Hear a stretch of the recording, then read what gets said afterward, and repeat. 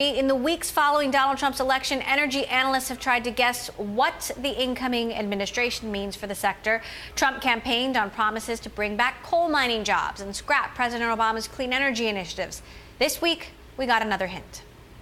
On energy, I will cancel job-killing restrictions on the production of American energy, including shale energy and clean coal, creating many millions of high-paying jobs. That's what we want. That's what we've been waiting for.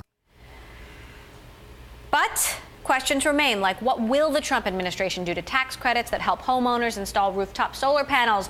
Joining me now to discuss, Mosaic CEO Billy Parrish, whose company is the largest U.S. provider of solar energy loans for consumers. So hearing Trump's remarks there, how do you expect that will impact your business?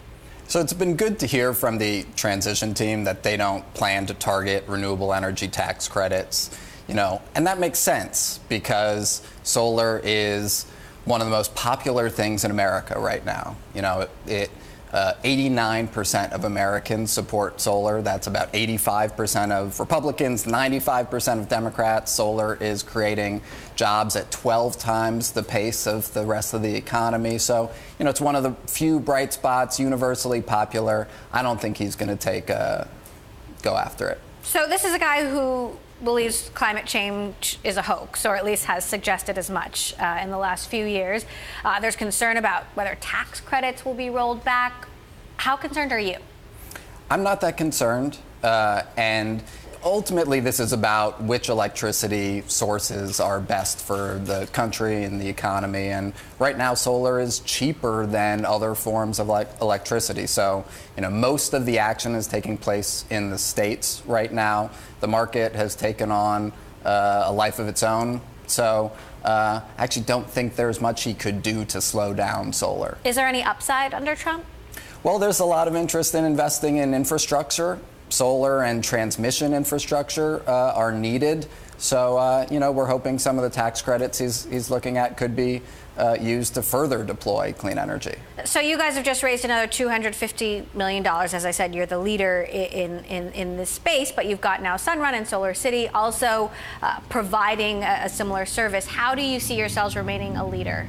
So we work with almost the entire industry. We're a fintech company where we provide software and loan products to almost every major installer in the country. So when they're sitting across the kitchen table with someone who wants to go solar, they're using our application to get that customer instantly approved, to offer them a loan. So we don't compete with Solar City or Sunrun. In fact, we work with those companies. So how does a Solar City Tesla merger impact you or impact the industry? We were excited to see those two good companies come together. We work with both companies. We finance Tesla's Powerwall as well as Solar City's solar installation. So for us, it's a positive thing. I think a stronger company together, and we're excited to keep working with them and supporting their business. So do you buy into his vision of a sort of end-to-end energy service for the consumer? I do. I think most consumers benefit by going solar. I think anyone who's driven a Tesla knows that that's a better car than most other cars on the road.